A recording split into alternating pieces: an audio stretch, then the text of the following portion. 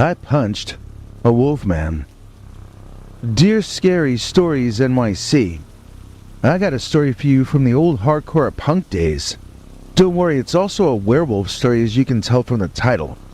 This is about a fight I got into with a musician who turned out to be a werewolf. I'm using the term musician lightly and broadly in this guy's sense. He was never considered a virtuoso. But he is still alive, and I'd assume he's still a werewolf. So you couldn't pay me to name his name. I'm not going to name myself either, except to say that I'm from New York, the boroughs specifically, and this guy and his band were from the Midwest. No, it wasn't Husker Du or the Zero Boys, but they were an early 80s punk band, usually classified as hardcore, and they were touring at the time. Back in those days, the hardcore scene survived in spite of all obstacles. The clubs didn't pay the bands enough to afford to get a place to stay, so we bands in New York City would put bands from out of town up in our apartments, often having them sleep on the kitchen floor. And when we toured to their towns, they would let us sleep in their closet or garage or whatever they had available. There were also some women who would help out and let bands sleep over when they were on tour, but hardcore generally had fewer female groupies than other kinds of music, at least in the earlier days. It was literally violent at a lot of the shows, and most women were not into that sort of thing, at least not back in the day. So because of all this, I had agreed to let this particular Midwest punk band sleep over at the apartment I was sharing with my then girlfriend, who we can call Claudine. Claudine worked as a hairdresser, and she was sort of a fashion icon, at least by the standards of our working-class neighborhood in Queens. She wore cat lady sunglasses, pedal pushers, and cha-cha heels. She also always experimented on herself with wild hairstyles, so it was like living with a character from a John Waters movie in some ways. Even though she was a weirdo, she was a local weirdo, so everyone knew her, it seemed. We would walk down the street and people would call out to her from houses and cars. One time, the owner of a flower shop ran out and gave her a rose. Turns out her mom used to buy flowers there every Sunday. He had known Claudine since she was a kid. As well-liked as the girl was in Queens, though, she didn't always get along with the musicians I would invite to stay over. This was one of those times where the band showed up to drop their stuff off before the show, and Claudine found something to disagree about with each of the three of these guys. This kind of thing eventually led to us breaking up, but that was a couple or 3 years in the future still when this was happening.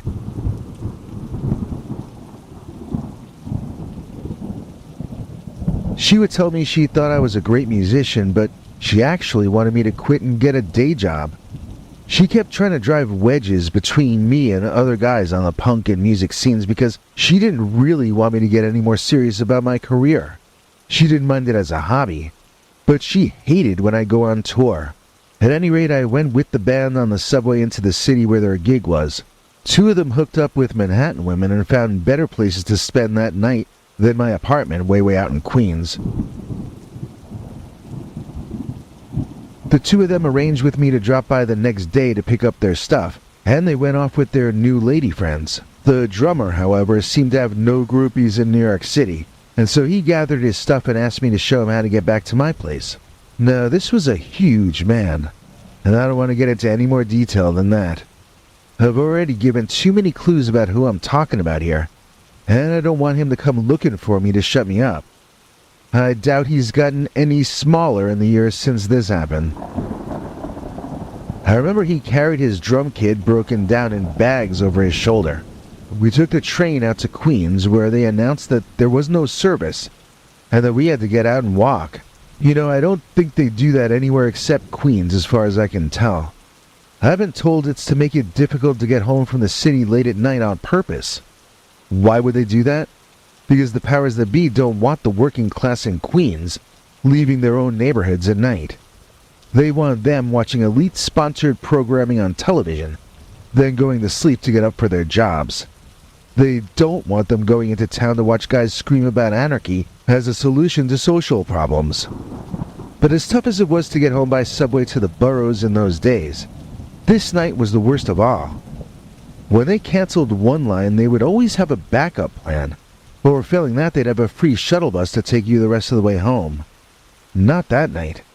We were told the only station trains were stopping at, and it was a 20-minute walk from where we were, after 4 in the morning. Imagine being in a large modern city, and yet still somehow being in the middle of nowhere. That was what happened to me and that drummer. Since the closest train was 20 minutes away, and my apartment was 35 or 40 minutes away, we both decided to just walk to the apartment, as miserable as the concept seemed to us both. So I think I saw more of Queens that night than I'd ever seen before, and it's all pretty unmemorable in my opinion. I mean, there's nothing wrong with it. It's just that it's all the same. Houses in some places, apartments, stores. It looks the same as the rest of America, only somehow grimier and more densely packed together. And that night, it seemed that whatever block we chose to walk down went uphill. It was tiring, and we were both getting cranky. The drummer started to accuse me of doing all this on purpose. You knew that train wasn't going to run all the way, didn't you? No, of course not. But you live here, how could you not know? Because this has never happened before, that's how. Whatever I said, he seemed to assume I was lying. The more I defended myself, the more angry he got about being lied to. I mean, I was telling the truth, but to him it was all lies. Then I remember him claiming I said the walk wouldn't be long. I never said that. I told him what I told you, so that he could decide. Should we walk to the other train for 20 minutes or just walk home for 40? We were right on the corner of the Ice's King of Corona, but they were closed because it was really late. That was where he threw his drum stuff down, and he started screaming and ripping his clothing off. He was tearing off his shirt. He was throwing his jacket. I didn't understand what was happening.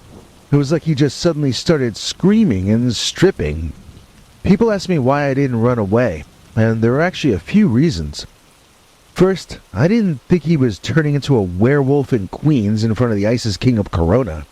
That was not one of the possibilities running through my mind. Second of all, I felt a responsibility to the guy to get him to a bed. Or, well, a sleeping bag on our kitchen floor at least. I had promised this to him, and I could understand why he was tired and cranky. I still was just hoping to calm him down. I wasn't really aware that my life was starting to become endangered. Soon I had no choice but to accept this, though. I was facing a man transforming into a werewolf in front of my eyes. Actually, I was facing his chest and belly, as his head was much further above mine than it had even been before. This drummer towered over me when he was a human. I don't even know what word to use to describe how much bigger he was becoming, right before my eyes. It was when he started shouting something at me which sounded like a threat that I decided I'd better back away and give this guy some extra space. When he kept shouting, and I realized that it was no longer anything like recognizable English, that was when I turned and ran away from him. And he chased me. We ended up in a park over there, which is not actually the direction we should have been walking in. I don't remember why I ran that way, but I'm guessing that I was probably trying to lead the monster man away from my home and not toward it. Probably I was thinking about saving Claudine from the monster, since I was a real idiot about wanting to protect Claudine in those days. I thought she was my one true love and we'd be together for life. But I looked at her Facebook the other day and she was bragging that her new boyfriend was her 50th boyfriend of her adult life. So I was probably risking my life leading the Wolfman away from this woman that likely doesn't even remember my name any longer. But regardless of the reason why, I remember leading the Wolfman on a wild goose chase through the park over there. I'm looking at the map to help me remember, and it says there's a Jurassic Park there now, where I think we were running. Either that wasn't there back then, or I'm misremembering the path we took. I don't remember any dinosaurs. I had my hands full with the werewolf. At any rate, we were among trees when I got too winded and I couldn't run any longer. It wasn't the forest, but it was a tree-heavy part of whatever park it was that we were running through, out there deep into the borough of Queens on that night so long ago. When I realized it was inevitable that we were going to fight, I did the opposite of the Wolfman. I didn't strip off my clothing. Instead, I zipped my leather jacket up. Leather is a kind of armor, and I had been in a few fistfights while wearing that very jacket, so I wasn't just zipping it up randomly. And then I faced off against the Wolfman, determined to focus on my defense and to try to avoid him doing too much damage to me. I wasn't planning on even trying to hit him at all or fight back in any way. I just wanted to survive as unscathed as possible for as long as I could manage, and then hope that something distracted the Beastman drummer so that I could make another break for it.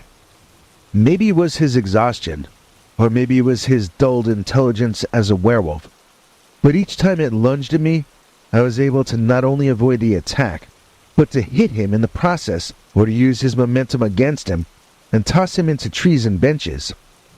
I never actually studied martial arts before that night, but I have since, and that is what I was doing, a primitive and instinctual version of that night. My nervous system was extra nervous, as you can imagine.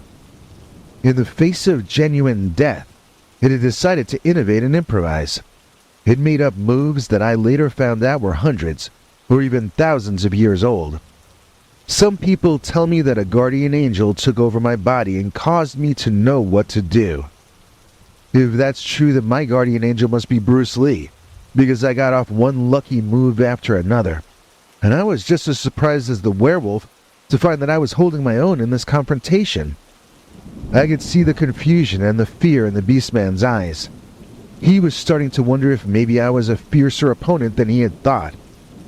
I, on the other hand, was thinking no such thing. I was amazed at how lucky I had gotten so far. I was thinking about how my luck could not possibly last too much longer, and I was wondering if maybe I could strike a truce with the Wolfman drummer so we could both go home and sleep. This was when I got the best look at the creature, when we reached our temporary standoff. He looked like a slimmer version of a bear, but his head was more canine, with pointed ears, not round bear ears. While he did have claws that looked as scary as a bear's claws, they looked closer to what I would call hands than paws or claws. Somehow, he still reminded me of that drummer he had been earlier in the evening, but he looked like an entirely different person. Maybe that was because he wasn't really a person at all any longer. I tried to talk sense to the creature that I had seen play drums in the city earlier that night. I looked for some kind of humanity in his eyes. I did see confusion there, but it was an animal kind of confusion. I spoke reassuringly. I spoke encouragingly. I tried not to sound like I was mad with him, and I tried to offer solutions. Maybe he could just calm down a bit and turn back to his normal form. Maybe we could shake hands and call a truce. And then maybe we could walk back to the Isis King and see if anyone had stolen his drum equipment yet from where he had left it on the sidewalk. He looked like he was listening to me, and it seemed that he was either considering my offer or else that he was at least trying to understand what I was saying. And that was when this cop came over and drew a gun on the drummer Wolfman, telling him to put his hands up. Well, that Wolfman drummer put a hand up all right, and when he put that hand down, it smacked the cop about 7 feet in an arc through the air, until he bashed hard into a metal garbage bin and crash-landed.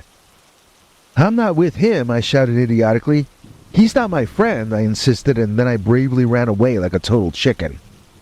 I think I got about a block away when I started to feel guilty. What if the werewolf drummer hurt that cop back there? What if he was doing even worse than hurting him? I had to go back and help that cop, I felt. So I turned around with the intention of running back to the scene of the crime. But as soon as I turned around, I saw that I had no need to be concerned about that cop. He wasn't being attacked by the monster any longer. How did I know this? Because the monster drummer was chasing after me.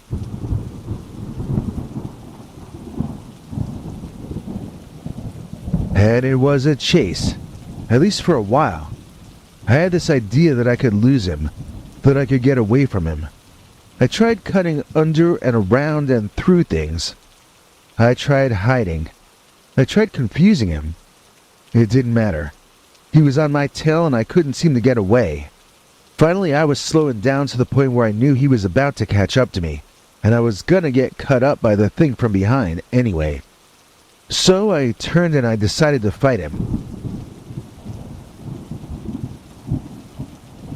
He seemed pretty surprised when I did that, and I used that surprise to my advantage. I remember grabbing his lower jaw with both of my hands, and I remember holding on with all my might. He swung me around and I clung to his lower jaw. At one point he had my feet off the ground. He was swinging me that strongly. My hands were literally in his mouth, over his teeth. It was a stupid desperation move on my part, but I was more desperate than I'd ever been in my life. I don't remember where we even were by this point, but we were out of the park by then. I remember a cop car with its siren blaring making a U-turn and parking on the sidewalk next to where we were fighting.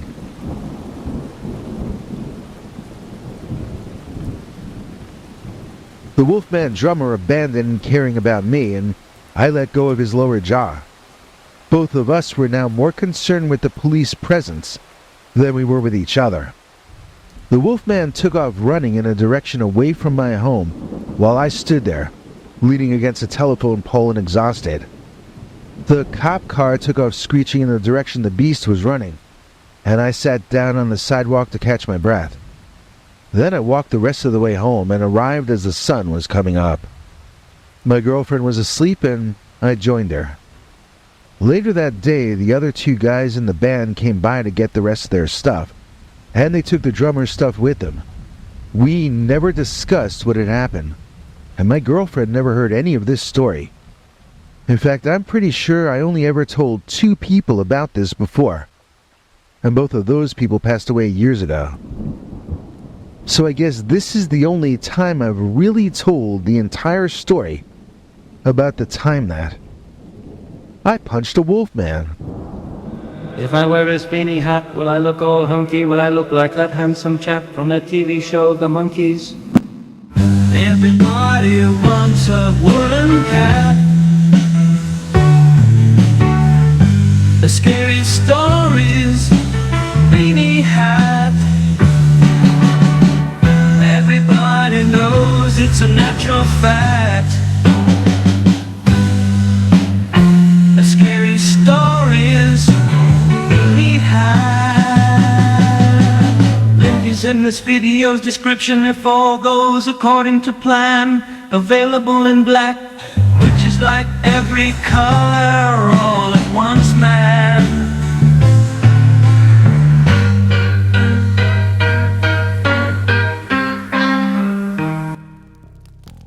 Helena 66 once left our club, but now it's fixed. Please join me in welcoming back Helena 66, who has rejoined our channel memberships. That means she got to see this weekend's all-new scary members-only episode, I Turned My Dogs into Werewolves. Werewolf slapped my mother. Or, my mother slapped a werewolf. Dear Scary Stories NYC. I saw my mother slap a werewolf-looking mofo, and I swear I saw that dog-headed guy haul off and return the favor, too. This happened so long ago. I bet half of you won't even believe people were alive back then. I remember this was after World War II because my father had been back with us just before this happened. I guess I need to explain the situation this occurred in for it to make even the slightest bit of sense. Although I hate backstory. If you want to skip ahead, I'll be honest. That's probably what I would do. I'll also be honest in saying that you might not understand the rest of this very well if you do. I was born in the year of our Lord 1940, and I outlived my usefulness years ago. When people ask me how I stayed alive so long, I tell them the truth. I don't let doctors near me. Everything doctors touch dies. You ever notice that? I did. So I figure the longer I avoid those bloodsuckers, the longer I get to live. Like I said, I'm beyond being useful to society. But this story happened before I ever became useful in the first place. I was really young when this happened, like 7 or 8 or 9. I remember it partially from the retellings of the story, almost more than my original memories. I know it was one of the times my older sister was staying with my father and he was off in another house in another state. My parents never officially got divorced, because my mother refused to allow it. And both sides had to agree in those days. At least that was what I remember my father telling me about it. He came back from WW2 so happy and excited, and my mother took only about 2 or 3 weeks to drain all the happiness out of that man. Dad used to call her a piece of work, but I can't even repeat the things Mom used to call him. Some of them might get you in trouble on YouTube, and I think a few of them might even be illegal to say now behind the Iron Curtain in backward nations, like, Scotland and Canada. Mom's explanation for why Dad kept leaving her involved him preferring men over women. I stayed with him a number of times for a few weeks at a time, though, and I only ever saw him dating women for what that's worth. But this was back in the 1940s, and it was considered an insult to say those things in those days. She was just trying to insult the guy, and she couldn't see how treating him like that might make him want to live elsewhere. Mom never understood that she had any responsibility at all to think about anyone else's feelings. She always had some reason to look down on everyone, and since we were all so far beneath her, then it was not her responsibility to care if she made us cry or if she broke up her own family to satisfy her Texas-sized ego. So Mom was a narcissist and an egomaniac, but she was also a poor woman with 2 kids. She was a hard worker. She had no choice. We lived in a tiny 2-floor house, and we lived off of whatever money Dad could let us have. Mom would do laundry for neighbors in the area in exchange for food or other favors like repair work around the house. We did have electricity in the early days, but I remember it got turned off the same week my friend at school's family bought their first TV set. So we got to stand outside the windows of stores, looking in at these amazing newfangled TV set contraptions, but we could never think of owning one. First, we would have had to raise the money to get the electricity turned back on. But we didn't complain. We were living in the modern age. If we needed to make a telephone call, all we had to do was walk into town and bum a dime off someone to use a payphone. I mean, we were living in a space age. Okay, I think you get the picture. We were poor. It was a good time in America, but not for us. We didn't have TV, but when we could afford to buy an old-fashioned number 6 battery, we could hook wires up to the top of it and run this 20-year-old battery-operated radio that we had. Yes, they made battery-operated radios way back in the 20s and 30s. It's just that the batteries were bigger than the entire radios that came out later during the transistor age. But we weren't quite living in the transistor age yet. I didn't know anyone who wasn't skinny and hungry. Not even the animals around there. One day my lunch bag got stolen from me by a pack of wild dogs. I just had to go hungry that day. I remember my stomach growling loudly in class, and the teacher making fun of me for being poor. All the kids laughed, even the ones I had thought were my friends. I was poor, and for some reason that was funny. Not to me, but to everyone else. Even to the dogman. Okay, I think I'm caught up now. My sister was away with Dad, I was home with Mom, and that was not a fun place to be. Even when there wasn't crime and roving wild dog packs, my mother would make things feel horrible, all the time, for no reason at all. If you laughed about anything, she would shout at you, until you were as unhappy as she was. I once got sent to bed without supper for laughing out loud at a newspaper comic strip. I don't know if you know what either of those things were, newspaper or comic strip, but I'm sure you could ask an AI chatbot to explain it to you. So one day I was just getting home from school when I saw my mother out back hanging up the laundry.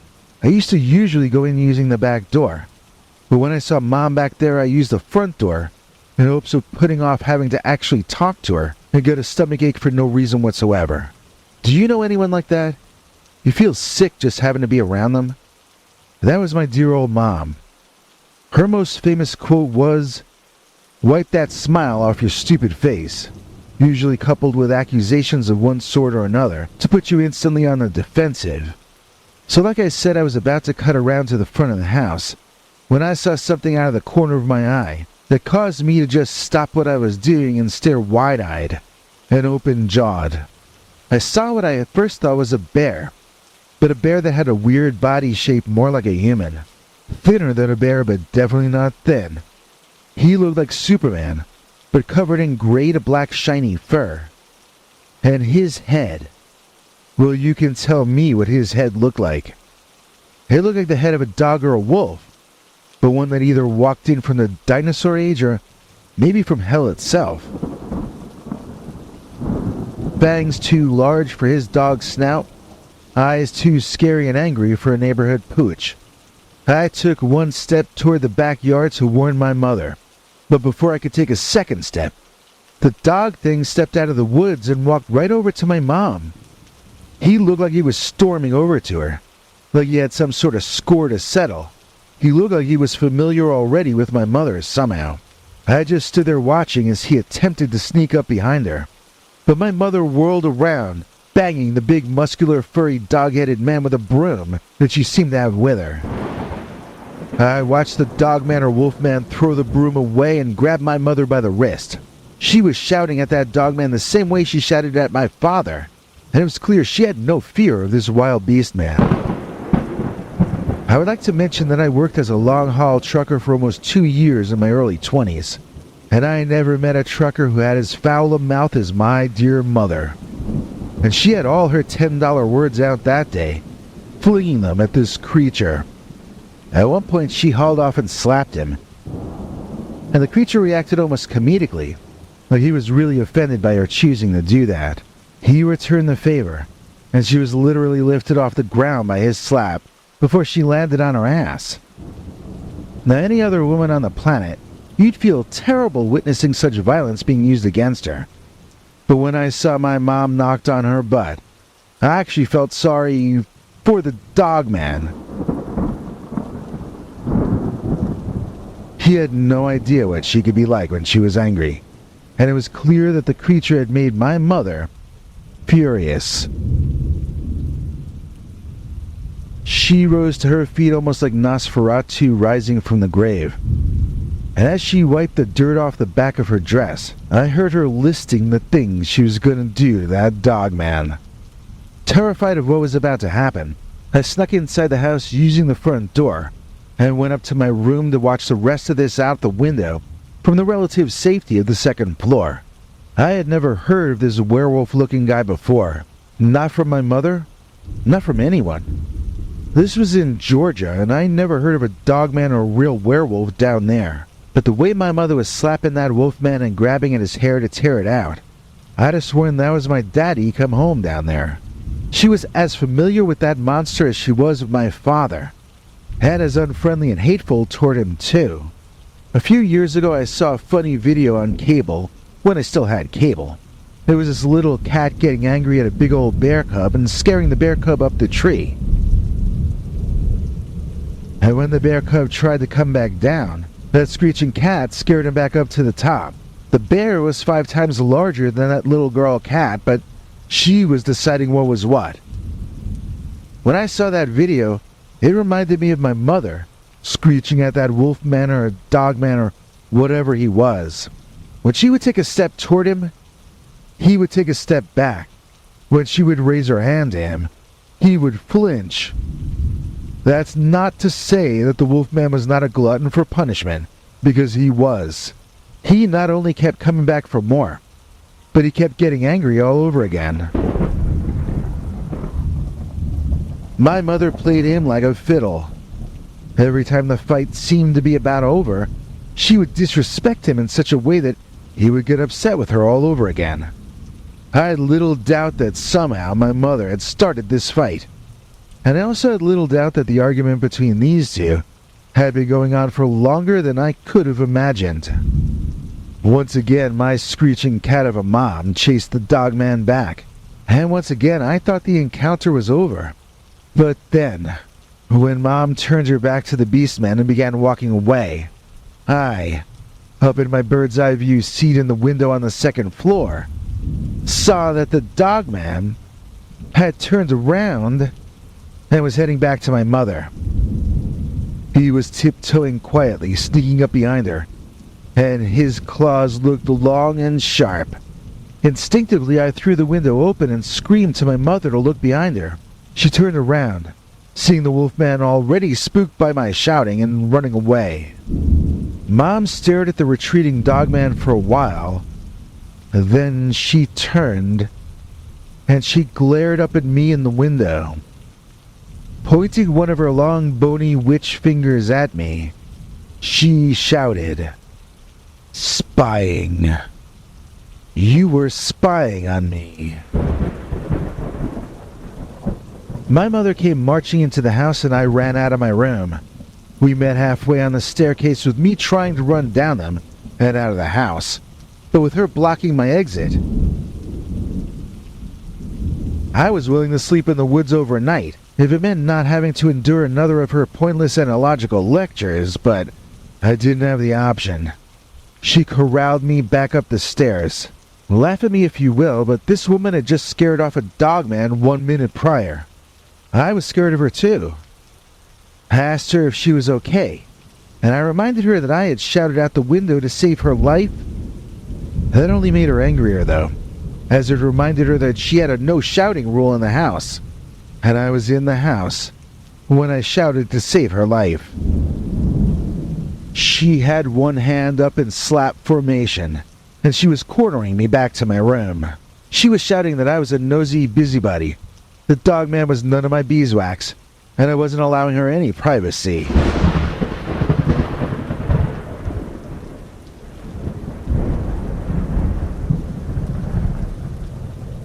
Privacy to get snuck up on and killed, I asked defiantly.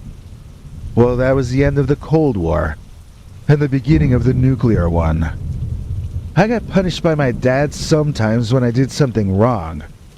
I got punished by my mom when her mood swinged.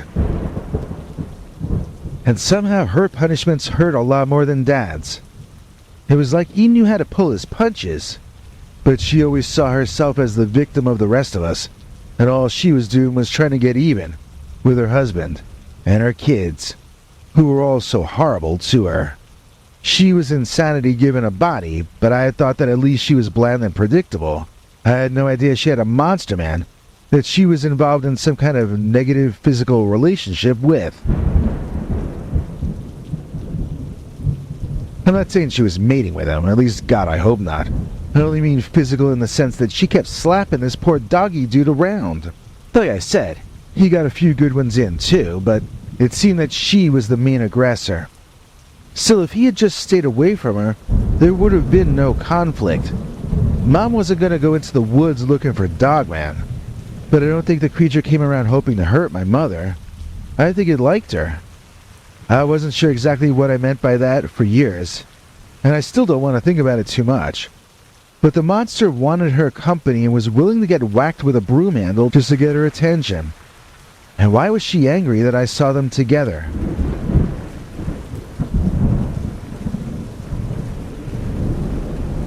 I can understand her never bringing the werewolf up with me before I saw it, but why would she be angry when I did? See it, I mean. Well, I just didn't know for decades because I was forbidden to ask her about it. I got spanked. I got grounded. I watched as she took 10 random vinyl records out of my collection and bent them until they snapped. I forget the rest of the punishments, but there were more. Almost made me wish I had let the dogman eat her. Actually, I shouldn't say almost. I regretted warning her of the dogman attack every day until her funeral, and still on occasional days afterward. One time I came to visit her a few days before Christmas, and I was going to stay a week to spend the holiday with her. I brought up the subject of the dogman I had seen her slap around, and she chased me out of the house with a kitchen knife. In fact, that's my final memory of dear old Mom, her running down her driveway brandishing a knife at me as I pulled away and out of her life permanently and for good. I did ask my sister recently if she ever heard about Mom's dogman playmate, and she told me it had been Mom's pet when it was young. But when it started walking around on its hind legs, Mom called it the son of Satan and banished it from her house. Mom made my sister and Dad swear to never talk again about the dogman, so I guess neither of them did. But my sister didn't know it kept coming back around. She told me the last time she saw the dogman I was only around 2 years old. I have no memories of it except for the ones I've already shared with you. My sister says the dog was just there in the yard one morning when it was a puppy. Maybe someone else left it there. It was inside our fence. That's what my sister thinks. Someone else left it with us. Maybe someone who knew it would grow up to be an upright walking kind of a canine. I just don't know. Now I regret never bringing this up with my father. If the pup lived in the house when I was a baby, my father would have probably known the creature personally. I bet he would have had more info than my sister could remember at least. I wish we owned a camera at the time so I could show you some over-the-head grainy photo taken from my bedroom window. In truth though, if we had owned a camera, we wouldn't have owned film.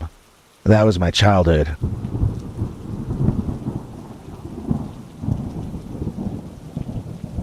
One of my shrinks back in the early 2000s told me that I shouldn't be sad that the dogman didn't eat my mom. I should be happy that I got to see a dogman. And that he didn't eat me. If you want a coloring book full of monstrous delight, then give this a look. It'll give you a fright, right? Scary stories, coloring book, werewolf coloring book. And just to make your mind explode, it's a digital download. All it costs is $2.09, and then you will be feeling fine. Coloring monsters today, hey, it's a coloring book, hooray. Okay, link is in the description. We've gotten some new channel members and PayPal Club members recently, and we're planning to thank each one of you, as well as to unveil 2 brand new Secret Uncensored members-only stories this weekend. But first, we've got to thank and pay tribute to the queen of our channel members, Kathy Barrickman. Kathy says she's taking it day by day, but her situation has not gotten better. The fact that she's still leaving comments and making donations demonstrates what a saint this woman is. That's why she's the Wildcat Wolverine Werewolf Queen, and she always will be. We thank her before every single episode, and I plan to continue always doing that. Thank you, Kathy Barrickman. Welcome to Scary Stories. This time we've got 2 viewer-submitted stories for you. One that took place during the pandemic, and this first one which was sent in to us just recently by a guy named Anthony, who you might already know from our comments section. Anthony is a big, tall Viking by his own description, and yet the upright canine he encountered in the wilds of Illinois scared even his 6.5-foot frame away from the location. Anthony's a pretty funny writer, I think, and his story is very scary, so I'm hardly changing any words at all to make this one easier to understand. I did ask him a question or 2 in follow-up, and he expanded it a bit for me in those areas, so I think I'm just going to launch into reading his personal scary anecdote. Werewolf blocked my path. Hello, Scary Stories. My name is Anthony, and I was the one who commented on the Scary Dogman is My Friend episode about the Willow Springs werewolf dogman encounters. I'm an avid outdoorsman who lives for my kids and for fishing. Much like the other listener that wrote in, I can lend credibility to the creature existing from 2 separate encounters. One was an audible encounter, including growling, snarling, tree shaking, and a low decibel, well, I'll call it a roar. My best friend Nick and I fish that area religiously on the Des Plaines River, so I see wildlife all the time. Deer, coyote, foxes, skunks, raccoons, you know, the typical Midwest critters. Nothing in that group has the power to violently shake the tree that I saw being shaken. Shortly after the noise stopped, my curiosity got the best of me, and I went to investigate. I tried shaking what I'm sure was the same tree, and I couldn't budge it. Now keep in mind, I'm a 6'5", 258-pound bouncer by trade. The second time I encountered the creature, it was indeed visual. I went out and met my buddy Nick by the river by Willow Springs Road. We fished together for a few hours, taking turns catching fish. Mostly smaller smallmouth bass, sauger, and a few northern pike. Eventually, Nick had to leave to pick up his girl from work, but I was catching too many fish to quit. I know, it's detrimental. Anyway, I packed my gear to move down the shore a little bit, because the bite was slowing down, and I got on my way. When I got to the top of the walking trail, I noticed something standing in the trail, ahead of my position, by about 100 yards. It wasn't looking in my direction at that point, but that would change soon.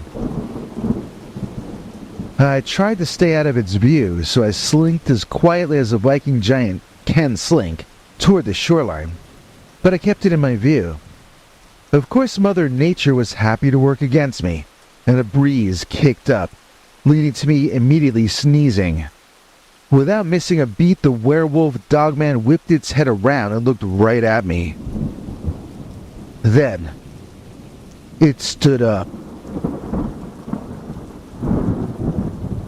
I thought it was a big dog or a wolf-dog hybrid at first, because it was gray and black in color and had pointy ears. It wasn't easy to tell if it had shoulders because of the fur at first, but its arms were easily as big around as mine, and it had what I would describe as raccoon-like hands from what I could see.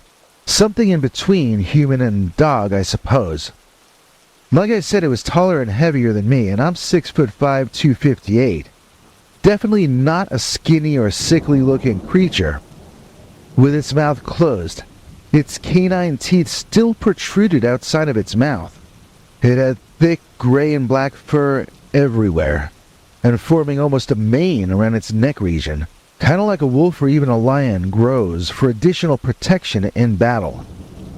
Even when it stood up and turned its attention toward me, I only assumed it was going to rip me apart. So I almost feel bad for assuming it had every intention of harming me. As far as other details go, its eyes weren't red and glowing like in a lot of stories.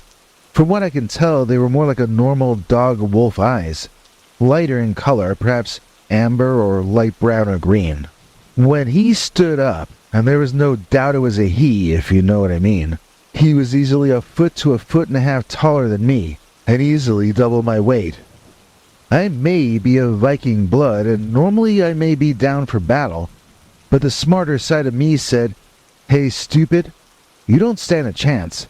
Make yourself scarce now." I turned around faster than a politician low in the polls, and I began to truck it out of there as fast as I could. I heard the creature start running, and I figured it was on my tail. I accepted that I might die that day.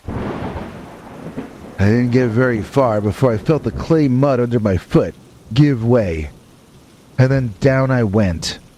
I slid, in a comedic fashion, almost all the way down to the water. At that point I was too sore to get up, so I closed my eyes and I waited for the inevitable mauling. Then, after about 30 seconds, I opened my eyes, surprised to be unharmed and breathing. I turned my head to look in the direction it was coming from, expecting to see the creature creeping up on me, ready to pounce. But there was nothing to be seen. It was gone.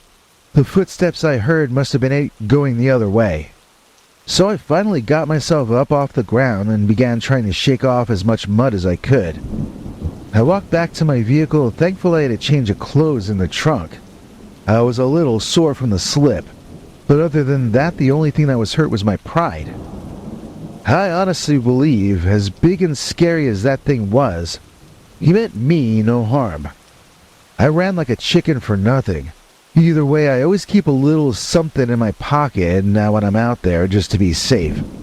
I truly hope I can have another encounter, so maybe I can record and document it. This way there'll be irrefutable evidence. Either way, meeting that dogman was a humbling experience.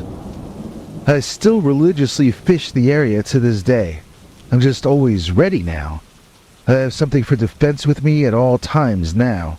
I have my sports action camera strapped to my chest or my hat, ready to record. Just in case I'm ever lucky enough to encounter the dogman again. Thanks again for listening. Sincerely a fan, Anthony. Now it's a sticker sticking to my butt, sticking to my wall, everywhere I look, sticking where you like, with some exceptions, nothing to get, it's in the description. I'm gonna call you Scary Sticker Man, yo. My friend is allergic to Dogman. Dear Scary Stories NYC. So I have a Dogman pandemic story, by which I mean it took place back then. My friend Vito from college had for some reason decided that he was gonna come visit me for an extended period, uninvited, even though he's sort of a germ-phobic kind of guy. I mean, he was like that before everyone was being urged to be by the overlords. So, he got even more panicky once the insanity was fully underway. He was on the verge of what I would call being morbidly obese at the time. And he had some other health problems I can't remember the long names of, too. So I was surprised to hear that Vito was even traveling to the supermarket down the end of his block, let alone to my private home in a different state, where I was planning on spending the pandemic in private with my girlfriend, who has since become my wife, no thanks to Vito.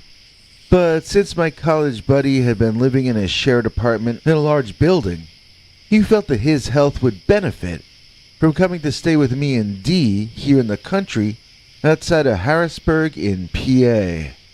We still live in the same place, so I don't want to get too detailed about the location, but there's a lot of nature around us. I mean that both in terms of our own, mostly undeveloped property, as well as the 2 official natural areas maintained by the government and some scientists that are right nearby. Pennsylvania is a very beautiful state, and part of the reason for that is because of how many of the decisions around here are still left up to nature to decide. Of course, besides having a tendency to often create great transcendent beauty, nature also has a tendency to be very strange, and even sinister. For every rose she gives us to smell is a bee ready to sting our nose. For every beautiful doe or cute rabbit, there's a hungry mountain lion, or a feral dogman. Yes, I did say dogman, and I meant it in the bad way, not in the children's book way. I know that the dogman is not supposed to officially exist, but since my friend Vito has a bad allergy to it, he and I would both like to disagree with the mainstream on this issue. I know I'm giving this to a channel which has educated listeners who already know a lot about the dogman, but I feel like I should be more specific in describing exactly what I mean in this case. The word can have a lot of meanings, or at least a number of interpretations. For instance, the most famous Dogman film hoax was the Gable film, and in that the Dogman runs on 4 legs. He does not walk upright on 2. What I saw, and what Vito developed a sinus condition after exposure to, was more like a human being than the Dogman in that old Gable film. From a distance, it really did look like a human being in a costume. Up close, it became clear that this was an animal, without any humanity whatsoever. So Vito took what used to be Dee's personal office, and she moved up to a smaller room on the 2nd floor that we had set up as our guest bedroom. It seemed better to let Vito have the downstairs and for us to have the upstairs, since back then we really didn't know what to expect from the flu, the way the press was talking about it. So that first night that Vito was over, Dee was having trouble sleeping. At some point right in the middle of the night, she woke me up frantically but quietly, asking me to come to the window and look outside. She had one of our 2nd-story windows open as far as it would go, including the screen. I got panicked that our cat or dog would jump outside, but then I saw that Dee had closed our bedroom door before opening the window. I walked to within a few feet of that opening, feeling the breeze on me, and I gazed outside, not noticing anything out of the ordinary. Dee grabbed me and nearly threw me out the window forcing me to stick my head out into the night and look directly downward. What I saw caused me to bang the back of my head as I drew myself back inside. It was either a fully realized, camera-ready werewolf costume for a decent budgeted horror film, or possibly it could have been an actual Pennsylvania werewolf looking in the window downstairs that my college friend Vito was sleeping just beyond. A cold breeze blew through the window upstairs, giving me a chill all over, and I heard Vito sneeze downstairs. It was really like my body lost all its temperature as I shivered all over. Throwing on my bathrobe and running downstairs, I wanted to make sure my friend was all right. Imagine if he had come out to the country looking to escape being done in by something too tiny to see, and ended up getting finished off by a predator as large as this canine man thing. Looked as though it might be from up on the second floor. When I reached Vito's room, he was out of bed, still sneezing uncontrollably. One sneeze after another came, as he barely had time to inhale a breath between each of them. Finally he choked and began coughing, while the regular repeating sneezes interrupted some of the coughs, thereby causing more coughing. The poor guy fell to his knees, choking, and for the first time, I saw what was standing just outside his window, staring in. It was a 7 or 8 foot tall steroid freak of a canine. Although there was hair or fur in strategic locations, this appeared to mainly be a bald wolf or a dog, possibly I thought one with mange. It was so muscular, however, that I have to say it certainly didn't look or appear to be ill. In fact, this creature seemed to be enjoying the situation, seemed to be making my poor buddy Vito ill on purpose. I behaved irrationally, which normally in my life I'm later forced to apologize for, and then I got castigated by my girlfriend and her mother for weeks and weeks and months, up until the next time I say something incorrect and I'm ordered to apologize all over again. In this case, though, it turned out that my irrational behavior was the best thing to do. I ran around my choking chum, and I ran at that window, yelling at the dogman in my deepest deep voice, which I guess was not really that deep. I just sort of charged toward the window, like I was Mel Gibson in the movie Braveheart, not having any plan at all as to what I would do if I got there and the dogman called my bluff. Fortunately for me, he instinctively backed off, darting away with such speed and grace that again, I don't see how he could have possibly had mange or any other major affliction. I just think he was a rare subspecies of the upright walking dogman, as it is found here in mysterious Pennsylvania, the state I love. Once the beast man was out of range, then Vito was able to finish coughing and catch his breath. We didn't realize it at first, but when that dogman had moved away, Vito had stopped sneezing. In other words, Vito was allergic to the Pennsylvania dogman. So my wife got her old office back, Vito got to sleep upstairs in her intermediate office, and none of us were brave enough to sleep on the ground floor again for the remainder of the time that we shared the place. You know, it's funny, Dee and I moved out after a while for personal family reasons, but when we went back to live in that place near Harrisburg, Vito had a sneeze attack. It was actually as we were packing a camper to drive him to the next place he was going to be crashing that he had the sneezing attack. Neither Dee nor I made any mental connection when it was happening. Vito is sneezing again. Vito is allergic to dogman. So maybe if Vito is sneezing, then dogman might be around. We were so intent on getting him packed up so that we could have our home back for ourselves, no offense Vito if you're listening to this, that we sort of just let the guy sneeze and sneeze and we blamed it on the dust from Vito's room. But then, I saw the poor guy looking scared and pointing up at something behind me. Turning around, for just 1 second, I saw it. There wasn't enough time for me to let Dee know, but thanks to Vito, I got to witness an actual Pennsylvania dogman from maybe 7 feet away. Well, 7 feet in front of me, and then a couple or 3 feet above me, if you know what I mean. The glowing eyes met mine, and its face looked disgusted. It certainly wasn't scared of me, but it was really unhappy that I was there, and that was enough to get it to break eye contact and leave. I do want to say that this dogman had ears on top of his head, and that he held his clawed paws together in front of him, not at his sides like a man would. It reminded me a bit of an immense rodent in that sense. The ears were a slight bit long for a wolf's ears as well, which also made me think that it was possibly a feral giant rabbit that walked upright. But this thing didn't hop. It marched. It stamped along like Godzilla. Boom, boom, boom, receding into the forest in the distance.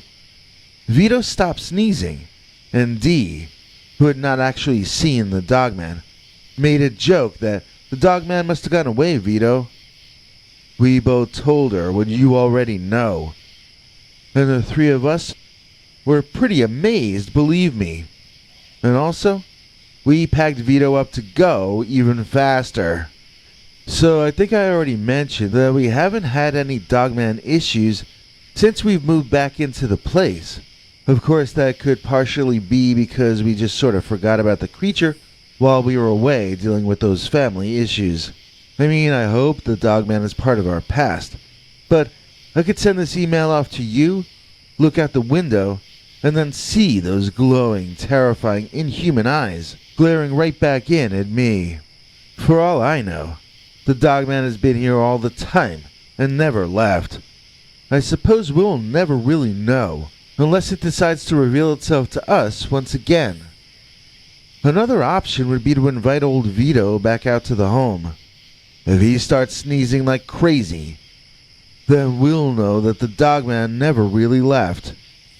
And we would know that because my friend is allergic to dogman. What better than a waffle on your plate? A waffle on your head would be just great. It's the waffle bee from NYC. Scary fashion for spring, you see. Black, birch, camel, navy, rust, or heather gray. One of these colors is just your way. Wear this hat and you'll be it. Link in the description for this vid. Get your own scary stories, waffle beanie today. Thanks, Biggie. And thanks to all of you for watching this far. If you liked it, please click like. If you'd like to see more of our work, please subscribe. And also click that bell icon if you'd like to be notified when we put out a new episode. To become an executive producer, you can donate to us through the thanks button under each of our videos or through our paypal.me/PeterBernard209 page.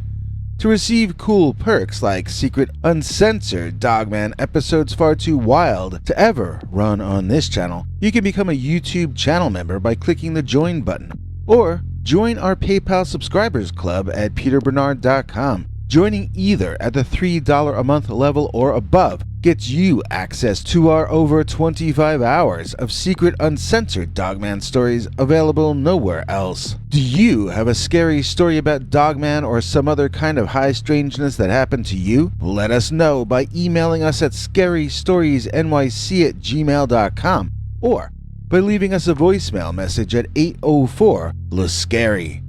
You may need to call back on that one. It cuts off after, I think, 3 minutes. And if you don't want to do any of that stuff, thank you for simply watching to the end. Good night, and have a scary tomorrow.